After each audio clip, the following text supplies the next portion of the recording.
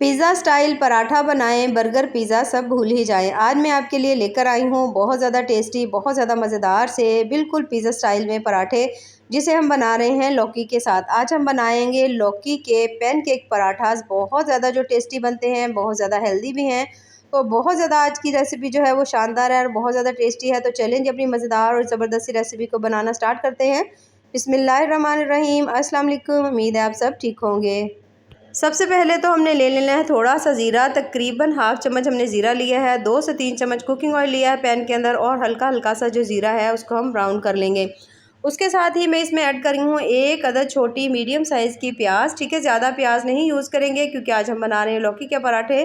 तो सिर्फ़ और सिर्फ एक छोटी सी प्याज हम इसके अंदर डालेंगे। जैसे ही प्याज थोड़ी सी सॉफ्ट हो जाएगी, नरम हो जाएगी, तो फिर हम इसमें ऐड कर देंगे टमाटर। ठीक है, यहाँ पर टमाटर भी जो है वो मैंने 1 अदद लिया है, उसे भी हमने इस तरह से बारीक काट लिया है।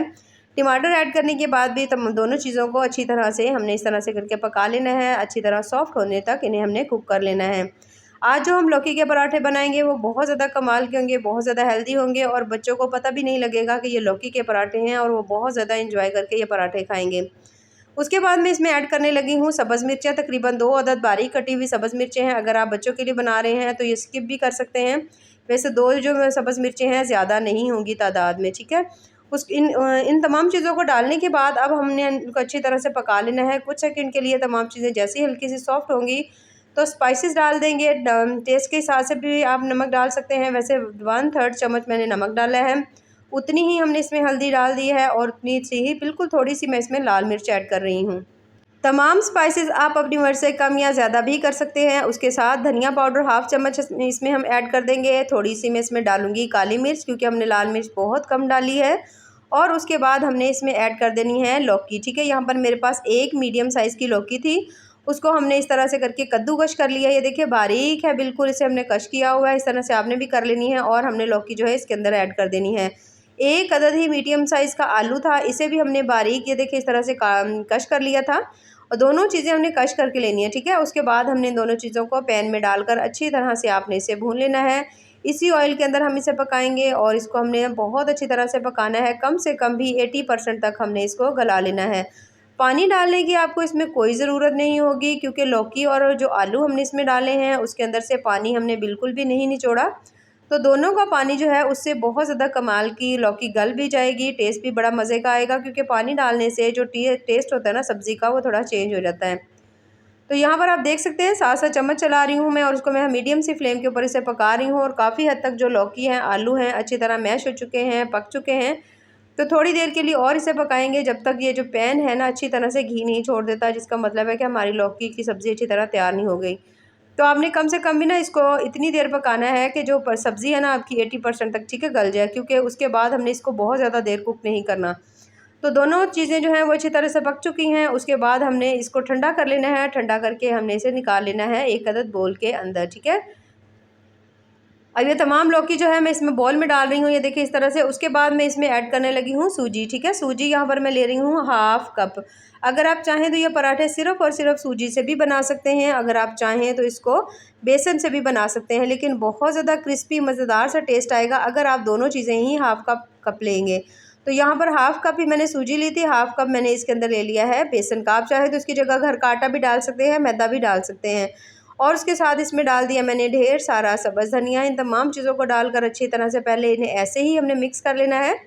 हल्के हाथों से मिक्स करने के बाद जब आप देखें कि आपने तमाम चीज़ें अच्छी तरह से मिक्स कर ली हैं तो फिर हमने इसके अंदर ऐड करना है दही। ठीक है, दही ऐड करेंगे, बहुत ज़्यादा दही ऐड नहीं करेंगे, थोड़ा सा करेंगे, लेकिन पहले आपने इनको ऐसे ही अच्छी तरह से मिक्स कर लेना है।